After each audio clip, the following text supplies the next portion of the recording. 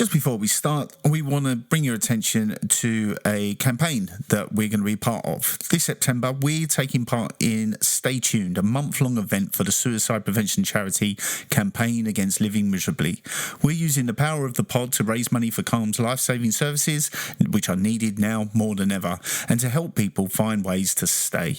If you can, chuck in £12.20. That's the cost of answering a potentially life-saving call. The link to our fundraising page is in the description.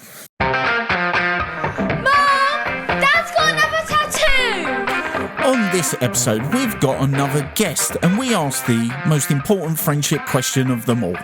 Will someone tell you if you've got spinach in your teeth? As we navigate midlife.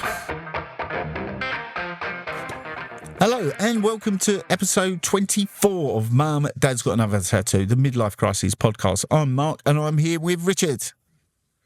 Hello. Did it on purpose that time. Yeah, I know you did it on purpose, but what you're forgetting is that there is at least a week between people hearing your life. Yeah, but, that's fair. Dear listener, not to put too much daylight upon magic, but we're in the holiday season at the moment, so we're recording you back to back. Right, this week we've got guest Jason Lange, which I actually interviewed him in the same sort of time period as some of the other manosphere type people, and I have to confess that I was a little bit worried that he was another of that type, especially I think one of his sort of training philosophies is called "No More Mr. Nice Guy." Yeah. But what I think he means by that is that sort of fake nice guy, where you become a little bit subservient, that you fail to implement boundaries, and you are nice. Almost as a tool of manipulation.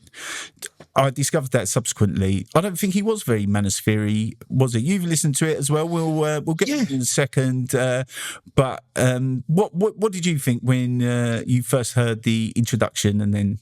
The introduction, I think, because of who had come before, there was a couple of little alarm bells, but they were quickly quelled once he started going into his thoughts and his experiences. Yeah, I agree. I thought it was interesting. Here he is. Let us know what you think. See you on the other side. Our next guest on Mum, Dad's Got Another Tattoo is a men's embodiment coach, group facilitator and evolutionary guide. He helps men drop in and wake up to deeper clarity in their life's purpose and relationships.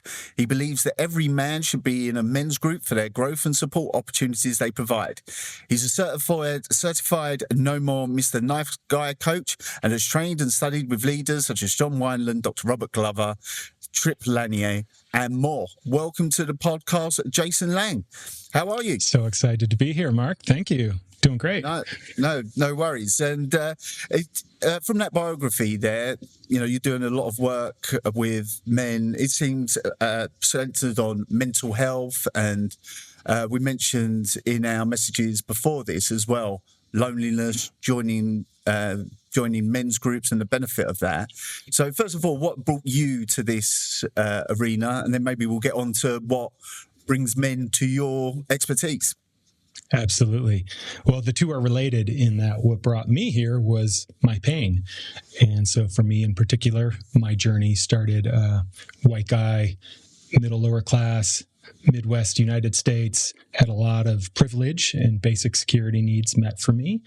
But growing up, and this didn't become apparent till later, my family had no sense of emotional connection or interiority or physical connection for that matter. And, when you're young, you just adapt to the system you're in. And then lo and behold, I kind of got ejected into the world in adolescence, started getting interested in my case and women, and really quickly discovered, wow, there's some things in my nervous system I don't understand. And I had a lot of discomfort when it came particularly to relating to members of the opposite sex and even other men. I saw a lot of men around me kind of connecting and horse playing, and I didn't have it in my DNA. And it really started an inquiry for me of, why do I not feel good in my body, and why do I have a hard time connecting and opening to others?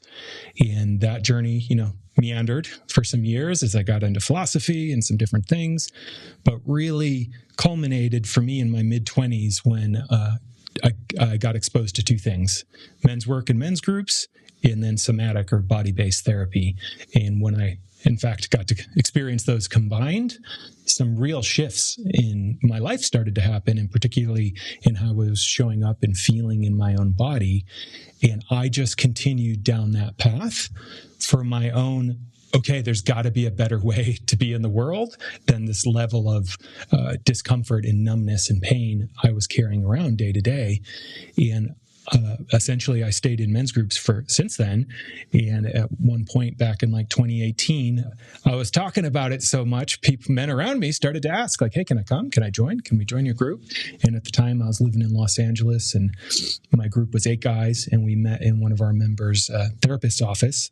And literally, there was just no more room for men. So I was like, well, okay, what if I led one? And I started leading them out of my living room and having guys just kind of drop in. And it really took off from there when I started to realize this thing I had had since my 20s was a fairly rare and precious thing for a lot of men who were just struggling in relationships, struggling in their work, struggling in loneliness, depression, body challenges. And one of the major themes that continues to this day, if not even more than when I started, is just disconnection, not feeling connected. And, this is not the psychiatrist's couch or anything, and you can share as little or as much as you like. But when you think about that sort of safe, secure, needs met childhood, if you think back to the dinner table, are you like all sitting there together but in silence, or how did you realize that that probably through no fault of their own you hadn't been given the tools to Sure. to deal with some of the things that you'd encountered? Yeah, this was a process that started for me in my growth to kind of figure out, like, why is it the case that I get so stressed out? In my case, like, literally my body would feel anxious when I was around women I was attracted to. And it turned out it had to do with closeness and physical touch, things that I did not have. And so, later on in life, I uncovered a moment in therapy that had always stayed with me. It was late in high school, and I was going away to like a summer camp with some friends, and their father was driving us across the country. And as is normal, they like drove to our house to pick me up, right? And we were all going to pile into the minivan. And I remember my mom walking me out to the curb, and we hugged goodbye because that's what we were supposed to do. It was like my first time kind of going away from home. And I just remember thinking like that was something felt really weird about that. I didn't really know why, but it just like felt awkward. And years later, I realized, that's because before that moment, I could not tell you the last time I'd physically touched my mother or been touched by her, like as far back as I could remember. And then other things I realized as, again, as I kind of left home, of like, I'm a very fast eater. I eat very fast. And I realized it was that thing. The dinner table was so uncomfortable. I would just sit down, eat as fast as I could, and get out, because it was just such an awkward place to be for me. And more things, became uncovered for me as I went. But there was just this realization. And then as I got to spend time with other families, right, something that, again, often happens as you kind of become your own sovereign individual, you see, there's different ways of being. And there's some very fundamental things I wasn't exposed to in terms of seeing connection between people and their fathers, people and their mothers. And, over time, I've kind of pieced it together and seen how it's, it wasn't just me, it was my siblings, it was my parents and how they were raised. And as is often the case, this stuff is connected to our lineage, and we absorb so much of that, what was given to us. And so, for me, it was my pain that woke me up. And for a lot of men, that's also what bring them to me. They're in some kind of pain, right? Around relationships. Their wife just left them. They've been on 150 first dates, or they've been unemployed, trying to get work for, sometimes a year or two, or their body gives out. And this particularly starts to hit us men as we kind of hit 35 and above. It's like, as I say, we kind of come into the world with that preloaded debit card of just like a certain amount of energy and vitality. And in our 20s and 30s, we're just charging it, staying out late, maybe partying, working extra hard. And we just assume that's going to keep going. And most men start to hit issues, in their late 30s and certainly beyond, where their body starts to have challenges, autoimmune disorders, back problems, illnesses that are not always reduced to somatic and emotional things, but often are related, meaning, I've worked with a lot of guys who, let's say, were like CEOs for years and just crushed it. I mean, just worked 70, 80 hours a week, totally ignored their bodies. And then at one point, literally, I've had guys who woke up one morning and they just couldn't get out of bed. Their body was just like, no, you're done. You've neglected this too long, and we're going to stop you. And then they're just depressed for 3 months and have to repiece their life together. And you said that this started off with almost informal group. Were they informal groups? And then has this also progressed into a more formal, structured program? Sure. The first groups I got into were just peers. So it was a group of men. We had heard of this thing called the men's group, and we started meeting. And then we found some facilitators who came in and took us deeper than we knew how to go ourselves. And so that's what I was immersed in for a long time. And then I started leading groups that, they were just drop-in groups for like $15 out of my living room. And as those took off, I got more training. I've created more structures and programs. And I'm by no means the only person leading men's groups out there. We're in a moment where men are realizing, hey, what we were taught, what's been expected of us, creates pretty unwinnable conditions for a lot of men. And so men's groups, at least from my point of view, are one of the medicines to kind of soothe us in this moment. Mm.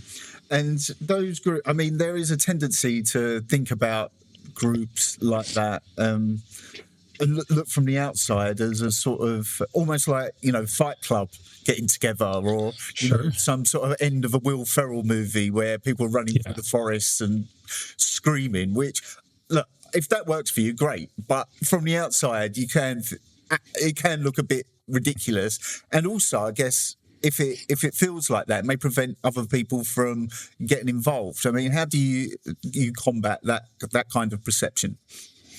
Yeah, I would say the two kind of stereotypes on the extremes are, one, the kind of hyper macho masculine Fight Club type thing. And then on the other side would be kind of the drums in the woods, mythopoetic, feeling our feelings, or, kind of stereotype guys have. And, there are groups that embody some of those energies, but most groups are somewhere in the middle and maybe have pieces of those, which, the good part of those are essentially, on the one hand, men learning to come into contact with their power, right? Their actual power the power of their body, the power of their voice, the power of their truth, their ability to set boundaries. And on the other side, their capacity to feel, quite simply, to not just be a numb slab of iron like so many of us men are kind of encouraged to be. And then life gets so overwhelming or stressful or painful, the only tool our society tells us we can use is ejaculation, weed, beer, substances to kind of dull the pain or get rid of the feelings. But so these stereotypes, they're real. And, you can probably find groups that actually, like I said, do embody those. Those aren't the groups I focus on. The groups I focus on, it's really about finding this sweet meeting point of support and accountability and challenge, meaning we all need support when things aren't going our way. And as men in particular, we also need accountability when there's something important we need to bring forward in our lives. And most men I know, this is a deep craving I've seen over the years of leading these groups. I call it the spinach in the teeth moment. Most men I know deeply desire to have men in their life that will call them out on their bullshit, that will say, hey, do you realize you have spinach in your teeth right now? And there's that moment of, I feel embarrassed. I feel awkward. I've been walking around all day. Why didn't anyone tell me? But you told me, so I trust you. because you actually have my best interest at heart. And there's something really important to that a lot of men don't have, particularly in their peer communities, that a group can provide, as well as, there's some interesting research that I've been learning about like, why does this work? Why do I see these groups become so meaningful for men? And, we've probably all heard of oxytocin, the bonding hormone. All right. We hear about it a lot, particularly with parents and children. But there's an equivalent. So that's most strong in women and feminine nervous systems. There's an equivalent version in the masculine in men. They actually come from the same ancestor hormone, but it's called vasopressin. And it's also a connection bonding hormone, but it works a little different. For the masculine, we have more receptors for this vasopressin. We bond through doing challenging things together. Through actually moving through stress together, we feel closer. And so this is, we see this, I work with a lot of vets and military guys and women, and it's really strong there. You hear the stories about people just keep signing up to go back on tours of duty because they don't want to leave their brothers and sisters behind. They're so bonded through the intensity of what they experienced. And there's something true to that for men too, that when we can move through something challenging together, which in the case of men's groups, it's our life. It's the stress of our life. Having people support us and guide us. And sometimes, again, like I said, challenge us to keep moving that forward. It creates a deep bonding for men who then have a much stronger sense of belonging and purpose in their lives. And maybe that's embedded in your description there, but I've spoken to some men's coaches over the last couple of weeks, and some of them definitely veer into, the whole red pill, manosphere. Men need to be dominant and lead relationships. I push back against that. That's not Good. Something that I think is an issue with, masculine life at the moment. The fact that, these sort of 1950s style gender lines and dividing lines, and they need to be re-established to make Western society brilliant again. I'm not in that at all. How do you act as a break on that? Because I guess there's a possibility that you get some men together in a room and they kind of feel that, and they're at a crossroads in their life. Do I try and out macho my way back to normality, or do I go this sensitive, touchy-feely route that I don't have the tools for? So it sounds like you're guiding them more towards that latter mindset. But how do you sort of police that, if that's the right word? Yeah, well, the organization I run is called Evolutionary Men, and the whole idea of that is we want to take the gifts of what came before, but then we want to grow it into the future in a modern way. And so really part of what you're talking about here is a split a lot of men do get stuck in, which is the split between power, like literally their balls, their power, force, drive, desire, and their heart. And the old way was just force, right? The kind of macho, machismo-oriented, dominating man is, this is what's going to happen, and your feelings about it do not matter. Right? That's like the most extreme version of that. And we have plenty of examples in human history of what happens when men who are disconnected from their hearts and consequently disconnected from impact, the impact their actions have on women, children, the environment, etc. What happens? It can cause a lot of destruction. Now, the other side, a lot of men grew up seeing those men and the damage they caused, or in the case of guys I work with, often having experienced them firsthand, literally being abused by fathers, bullied by peers, you name it. And so the pendulum kind of swang to the more nice guy, which, one of my mentors literally wrote the book on it. But the nice guy is, I want to be safe. I don't want to be aggressive. I don't want to force anyone to do anything. And they are safe. They are much more emotionally attuned, but they often lose their capacity to go for what they want, set boundaries, say no, stand up for themselves. And so a lot of men get caught between the split of the heart in the power center. And the work I do with men, and what is so crucial about this moment, is painting a picture of the third way. So the third way is what happens when I have access to both. Right? When I can be in my power, have a solid, strong spine, but also have an open heart and be attuned to who I'm with. And the truth is that old macho way, it's so romantic for so many men right now because it's always easier to go back to simple. And what's challenging for a lot of guys about this moment in time is the old roles, right? Used to be you just provide, you're a successful man. That shit doesn't fly anymore. It's not enough. It's not enough to just be a provider as a father. It's not enough to just be a provider as a husband. We're being asked to show up as more, to, yes, be able to provide, have a sense of purpose in life, be powerful, but also to be able to change our kids' diapers, to be able to help out around the house. Like, this is the reality we're in now. And a lot of guys are terrified to take that responsibility on because nobody ever showed them what it looks like. And so, you know, my comeback often is that kind of machismo-oriented red pill. It's often driven by fear. That's it. Those guys are often they don't like to hear it, but they're quite fragile. Their sense of identity is quite fragile. And when we cannot move things forward in leadership through relating, literally through relating to a human being, understanding their needs, understanding my needs, coming to some kind of agreement that serves us both, we resort to force. That's it. We resort to force and domination. And that is actually, it's more fragile. These men have a lot of fragility in their system they don't want to ever deal with. And I see it, and I've said it to guys, you know, who's more afraid? The man who is terrified to touch his grief or his fear, or thinks that if I don't do this thing, I won't be considered a man, or the man who's willing to just step right into it. And the truth is, it's the guys who are terrified and judge it. They're often afraid of it.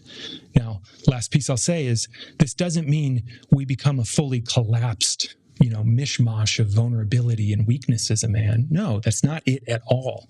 The thing that where the group work really ties it all together is we are fed the myth of the lone wolf man. That a man who is, you know, here in the States, it's the rugged cowboy kind of Marlboro man, doesn't need anybody, tough as nails, and he just drives towards what he wants. The truth is, those men die earlier, more often, of alcoholism, autoimmune disorders. I mean, there's plenty of research. I was just reading a new one lately that men who strongly identify with Stoic values and ideas, which are often like, yeah, you know, it's all about the rational mind, don't feel, be hyper independent, they're way more likely to commit suicide. Like, it has a actual impact on men. And so what we shift to is you're actually it's not even resilient, you're anti-fragile when you create a strong sense of community. Because I don't care how tough you think you are as a man, every man at some point in his life will have to deal with the moment where his body fails him and you cannot just force through. And at that moment, you're going to realize, who do I have around me? Literally, what community am I embedded in? What relationships have I cultivated? And men who have strong, healthy, resilient networks, particularly of other men, we can actually handle more of life's stress in unpredictable moments. Yeah, those the people who are more on the aggressive machismo side of it, whenever they look to the natural world, it's always like lions and tigers and bears, you know, those sorts of animals, the single male overseeing his harem of females. But never like the sort of more monogamous animals like a swan. There are male swans, of course, or beavers, monogamous, or penguins that look after the egg. It's always like these big, hard, sort of lone animals that have to dominate every other male in a like 500-mile radius. Otherwise, they won't be successful. And you can see how, you know, that's a lot of work for, you know, offending you know, the two young lions come across the prairie and suddenly. Yeah. That's a real stressful environment to put yourself in, I think. And you know, that cortisol is going to build up and just not going to be a healthy outcome for you, as you said. I mean, you quote the statistics there. And of course, when people come to you, they're not going to be fully formed whatever they want to be. How do you prevent people from, trying to win the therapy, whatever that means, be a competitive, I'm so broken, but I'm going to be the best, or however that manifests itself. Do you find that attitude at the beginning, or people are a little bit defensive and unwilling to share? How does that look when you see that? Yeah, like I said, a lot of men I work with, part of their pain and trauma actually comes from other men. So to come into a group in itself already puts them on the defensive, because it was other men who oftentimes hurt me or betrayed me or actually physically, damaged me. And so guards are often up, because in the default culture, we are taught that, other men are dangerous and they're competition. Right? That's what we're taught. And that, a real man, we all get fed this man box. A real man is an invulnerable man who needs no one and feels nothing. Right? That's the distillation of a lot of what, men aspire to be. And, it's like I said, it's not real. It doesn't actually work in this day and age, and it didn't even work that great back in the day, truth be told. So a big part of what we do is, the groups I create, we have very strong agreements, and we are attempting to create a new culture that's based on truth and vulnerability. And what I mean by vulnerability is speaking your truth even when it's scary, right? Which often has to do with what we're feeling inside, or stories we have about other men, or experiences we've had. And we start to create a culture of bringing that forward is valuable. And just the thing I've seen is something, like I said, talking about the way men bond. When a group is deep and men experience and feel challenging things in their nervous system that they maybe never had the tools or context to do it in before, and when another man really witnesses another man's pain up close and personal, it creates a deep sense of bonding and trust between those two men. Kind of like the same way where it used to be if we'd go off and, explore some new territory or go to war or go for a hunt, like it would create that stress in a sense. But the new frontier it's not out in the world. It's in our interiors, right? It is actually turning around and looking at, here's all the stuff I was handed to me through my father's chain, through my mother's chain, and the way they were raised and the way they were raised and the way they were raised. And you know what? I'm going to do the hard thing and actually bring consciousness to it and say, you know what, this stops with me. I'm going to bring choice. And that creates deep connection for men, and it tends to just deflate that whole kind of competitive thing. And how do people come to you? I mean, this seems to be reminiscent of, say, the sort of counselling that an addict would go through, where there's a group setting, sharing pain. And to get there, you need to reach some sort of rock bottom. Is there a sort of emotional rock bottom that you have to reach before you reach out to this kind of... I mean, is it an unfortunate necessity that someone actually needs this? Otherwise, it's the last chance saloon, if you like. Yeah, I mean, unfortunately, that's still usually the case. Again, because of part of the messaging we get from other men in culture that vulnerability is weak, getting therapy is weak, right? Like we're kind of hit with this stuff. There's something wrong with you, or you're broken if you do these things. So a lot of men, it does take a certain pain threshold to like, okay, I do not know how to make this better on my own. So I need some help, and I will try anything. And sometimes by the time men get to me, they are in that place. There's other men who, the pain isn't quite as acute, and they're maybe a little more proactive and just, wow, for certainly in my case, and for many men I've worked with, I saw what the consequences of this way of being is in my father. Like literally how he died. What was the state of his body, his finances, his relationships? Many men who saw their fathers just grind their bodies to nothing, working. And, it has an impact. So a lot of guys kind of see it there. They're like, ooh, I can feel if I don't interrupt this, right now, I'm going to end up there, and I don't want to end up there, right? Because I see the pain my father went through. So some guys do get to do it a little bit more proactively, but like I said, a lot of times it's just the intensity of life circumstances, right? Oftentimes it's a spouse leaving them, losing a job, health crisis, not being able to get into a relationship, and the threshold, it just becomes, you can't ignore it anymore, right? And then you either lose yourself into some kind of substance, or you say, okay, I just need to learn some tools to handle this differently. And that's where a lot of men do come in with me. I'd say about half the guys I work with, it is about relationships. It's about creating a thriving relationship that they're in pain around that. And that's what really gets them off the couch of like, oh, this just isn't working. What I was taught, how I thought I was supposed to do it, it's not working. One of the questions that I was going to ask, and now I'm a little bit reluctant to, is that if someone's listening to this and they, want to start implementing strategies, if you like, in their own life, is that the wrong way to approach it? That's almost sort of reinforcing that lone wolf, I can sort it out myself, I don't need anyone else. Is that an unhelpful strategy, would you say, to, try and think things you can implement? It can, I'm not here to make that wrong. What I'll say is part of why I do the work I do and the transformations in my life that have really sticked, and with men I work with, they need a community aspect. Because if your plan for changing your life literally rests on willpower, it will not work. It won't work. And for a lot of men, goal setting or implementing change alone, it actually ends up reinforcing the negative beliefs about themselves they already have. Oh, I'm going to do this thing. Oh, I couldn't do that thing because I'm a piece of da-da-da-da-da, right? My inner critic kind of takes over. So I set the goal and then I can't do it. And what it actually does is it proves to me how I'm broken in the first place. And the communal aspect is so powerful because we get that accountability.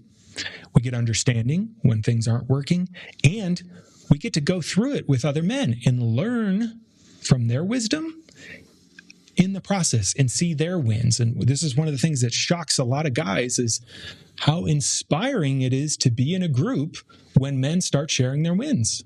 It's like, oh, well, man, if he can do that, I can do that, right? It's the healthy version of that co-opetition.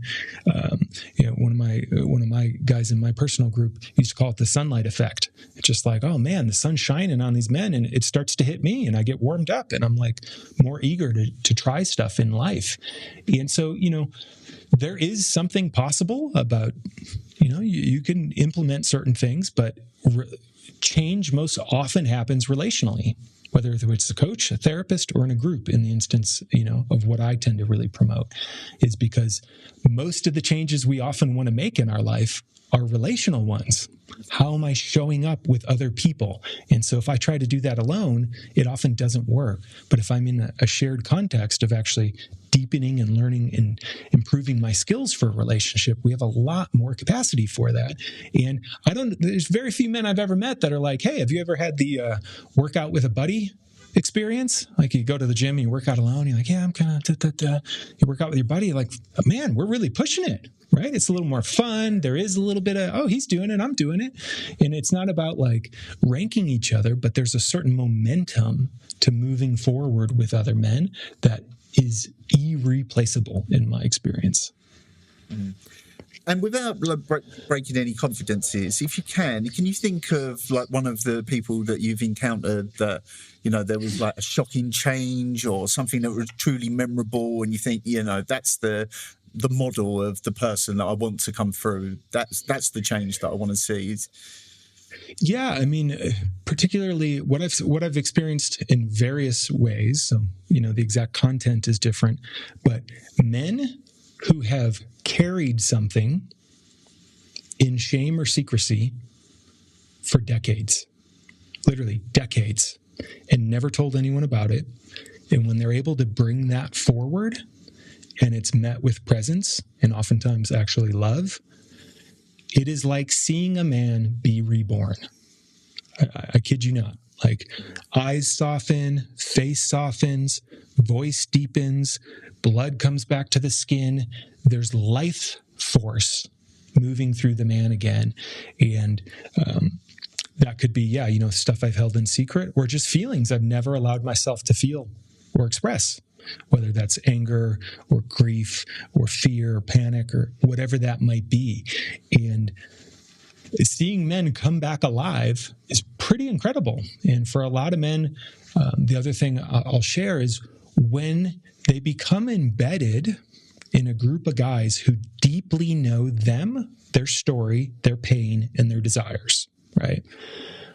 When that's known by those men, it actually will end up freeing us men to give much less a shit what people in the world think about us, because they don't actually know us. What we start to emphasize is who knows me? Whose feedback will I trust because they actually know who I am and what I'm up to and all my warts and whatnot. And so part of what I've seen for men is the way we become inoculated when we learn to get our strong connection needs met from people who genuinely give a shit about us. We're actually able to show up in the world with more presence, more boundary, use our voice, more directness. Our leadership can really come through, because when a lot of men don't have that, it becomes this like, ooh, I got to like try to make everybody happy thing or be liked by everybody. And the freedom to not be liked by everybody is actually quite game-changing for a lot of the guys I work with, which doesn't mean they're out in the world being dicks, right? It's not about that, but they're not over-indexing on, I need to get approval from everyone else, and not shying away from conflict, which a lot of nice guys in particular tend to do. Yeah, that's really interesting. I mean, my co-host, who the format is to listen to this and then sort of talk about it afterwards. Yeah. He's a self-identified people pleaser, and I think that will really resonate with him. But we'll see. Jason, where can people find you if they want to work with you on this type of stuff? Yeah, best way to stay up to date with me and everything I'm offering is at evolutionary.men. So not .com, but .men. And on there, you can see men's groups I run, programs I run, retreats I run, the whole gamut, and listen to my own podcast and, just start to get this different frequency of we're able to do more together as men. So, for guys that are worried about the woo-woo feelings, I will tell you, men who take this work on, I've seen it. They make more money. Their relationships get better, their health gets better, they're able to perform more and be more available and present to the things they actually care about in life. And you mentioned your podcast there. What's it called? How often is it released? Where can we find it? Yeah. It's just called Evolutionary Men, Evolutionary Men Podcast. You can just go to my website. You'll see the link on there. And, I try to do an episode a week, but I just had a kiddo a couple months ago, so sometimes it's every other week right now. Congratulations. I thought you were looking a little bit less bright-eyed and bushy-tailed than your therapy session suggests, but now I understand the reason very, very strongly. There was a bit of an interruption earlier. I don't know if you saw that. That was one of the younger members of the house. Sure. Jason. I know how it goes. Jason, thank you very much. That's great. A really interesting conversation. And I encourage everyone to check it out and, explore either Jason's or something local to you. And it sounds like you're certainly totally in line with the ethos of the Mum Dad's Got Another Tattoo podcast and the way that we want to approach life and being a man. Yes. So really grateful for you spending the time, and hopefully we'll have some correspondence and I'll feed that to you, and hopefully you can come on and have another chat at some other point once we've heard from other people. But until then, Jason Lange, thank you very much. Awesome. That was great.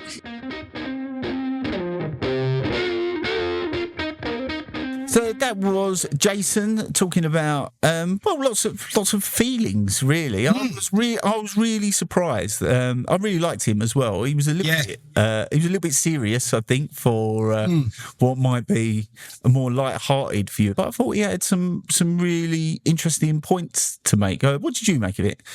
Yeah, a few things certainly hit home with how.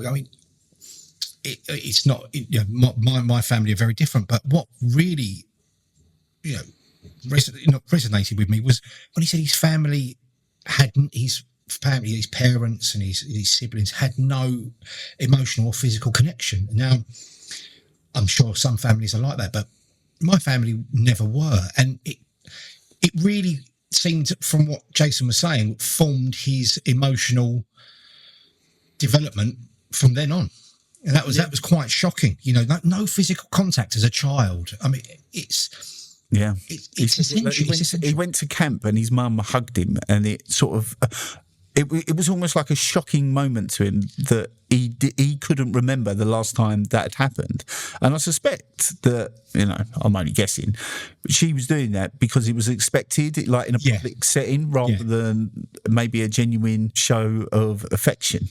And I find that incredible. And I think it's really easy to try and look at your own family sometimes, especially if it is, as I was as well, a very like stable, loving, affectionate and safe place to be, and still is. And think that is the norm, because that's what you kind of think that's what it should be. But you know, the more I've spoken to people at work and in like even my wife's family, they're not like that. Oh, my wife's aren't either. I find that really almost shocking sometimes when you see like the way in which they deal with conflict is completely different, and I find it really difficult to understand. And when he said, when his mum hugged him, it was almost uncomfortable. That was shocking because it was something so unusual. It gave him discomfort, and it's like it's a natural. From my perspective and from my experiences in my life, that's perfectly natural. Yeah, I know. That's why. I mean, maybe that's why I'm less inclined to feel like I need this sort of stuff. But maybe is that the right attitude? I don't know whether it is actually, because he mentioned like the sort of the myth of the lone wolf sorting everything out yourself, which I kind of like that as an analogy. But I think that a lot of the manosphere people, they all want to compare themselves to wolves and bears and lions and tigers of these, you know, strolling across the prairie, king of the jungle stuff. But even if the statistics show that lone wolves' stoicism is that not actually very helpful, and in the end could end up killing you. Yeah, you end up miserable. You could more than likely end up miserable and alone. Yeah, and that is, I guess, but maybe, you know, I have men's groups, but they're informal. You know, we're in a number of WhatsApp groups, and you know, I get a lot of comfort from that, even though they are superficial to some degree, talking about sport and football and, you know, what to watch on the telly. But I feel like I have a genuine connection with people that I've known for a very, very long time as well. But in the absence of that, then I think these things are good as well.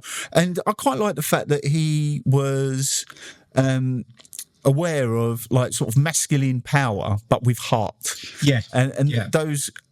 And the other thing I quite like about this is that, you know, middle-aged men, especially middle-aged white straight men, probably more privileged than almost any other group on the planet. Yeah. But that doesn't mean they haven't got problems. But what it does mean is I don't think they should lean on those groups, like women, for example, for help and support and like, oh, show me how to be a better man. Because they've got, my wife has said to this a number of times about some of these manosphere people.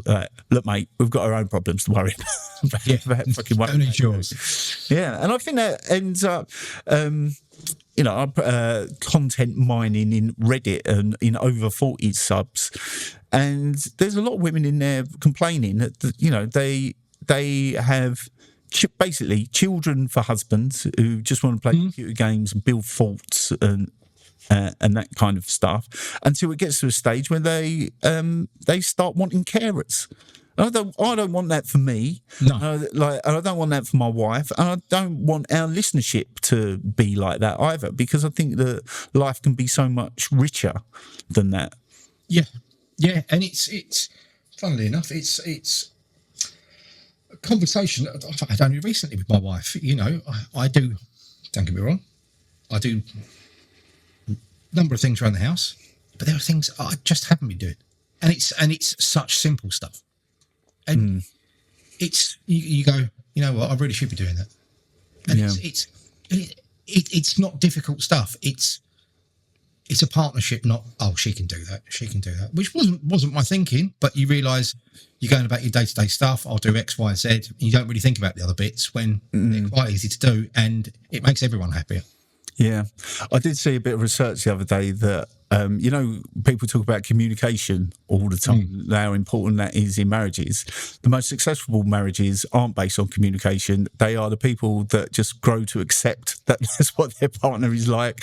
Now, I want this to be a community of growth and an improvement, and rather than trying to get women just to put up with you.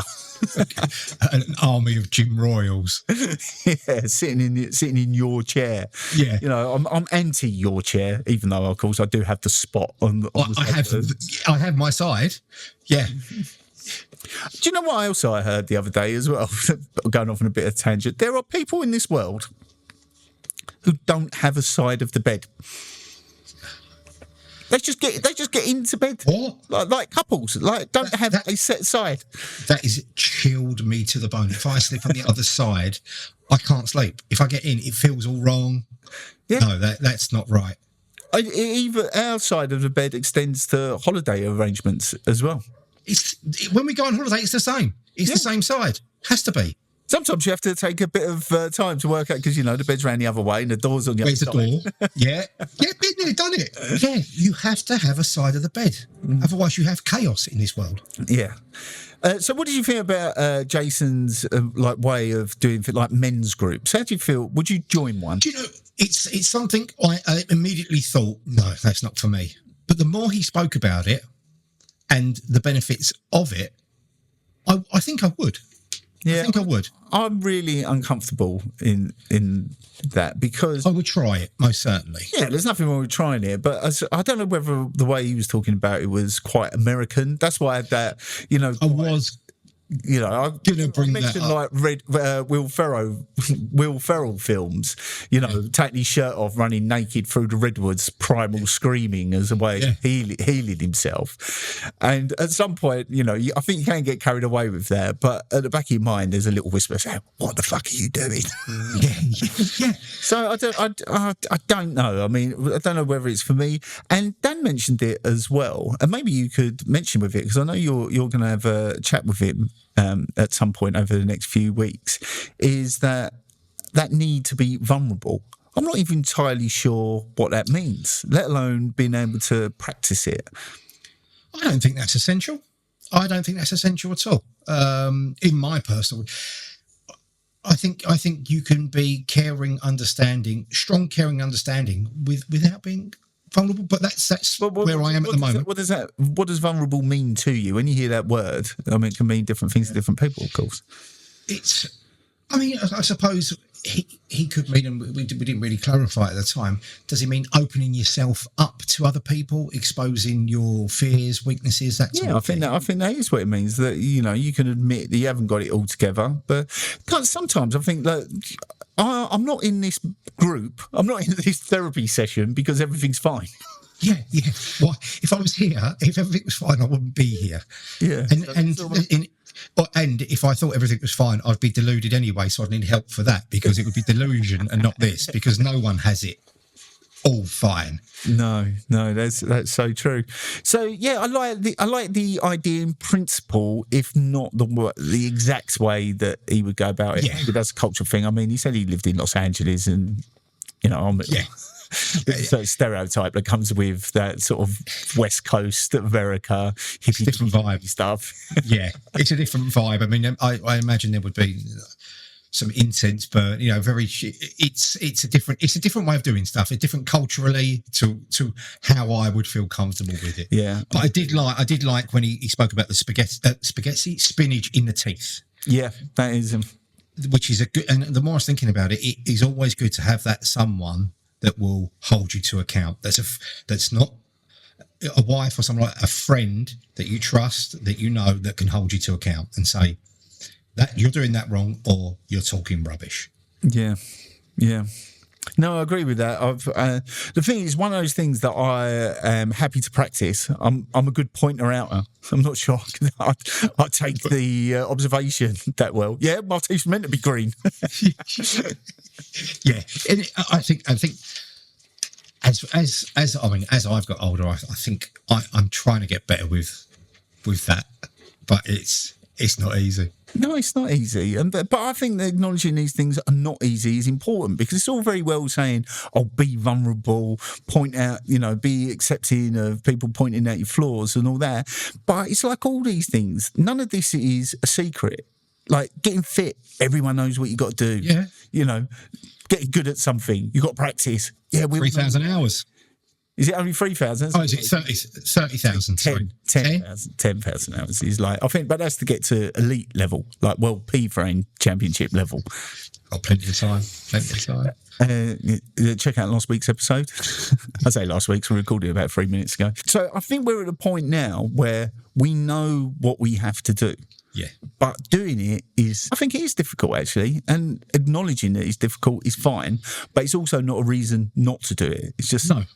And making changes to your life can be a big thing. When you've got that routine and you're almost hardwired into doing whatever it is, and almost going, I'm going to start going to the gym, or I'm going to eat healthier. And Dan said something that was, and I was listening to something the other day, and it's like, and he was saying, okay, say for instance, you're an alcoholic. I want to stop drinking. And he said that big picture is frightening. And Dan said something similar. If you drink 5 days a week, drink 4, and then move back to 3. If you don't look at the big picture, my favourite one is, how do you eat an elephant? One bite at a time, because you can't eat the whole thing at once. It's a process. It's not, like you, and you said it yourself, you didn't set yourself a target of, I want to be this weight by this date. It's, let me just have steps of improvement. And I think that's the way to do it. Not look at the destination, but it's each step along the way.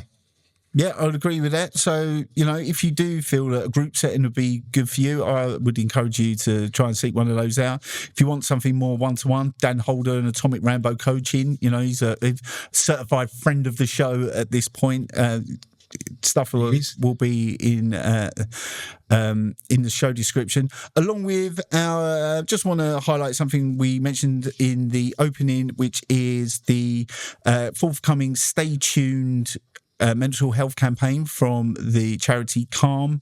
Will be part of that. They want to raise some money to help with their helpline. If you are struggling and you do need someone to talk to, you can even do it through WhatsApp as well. If you go onto their website, you'll be able to find a link to that. Or, if you're really struggling badly, get in touch with them, 0800 58 58 58. One of those calls costs £12.20, and that's what we're asking listeners to donate. Again, link in the description for that. But please check that out, and there'll be much more around that coming over the month of September. But until then, I think we'll leave it there for now and say thank you very much for listening, and goodbye. See you later.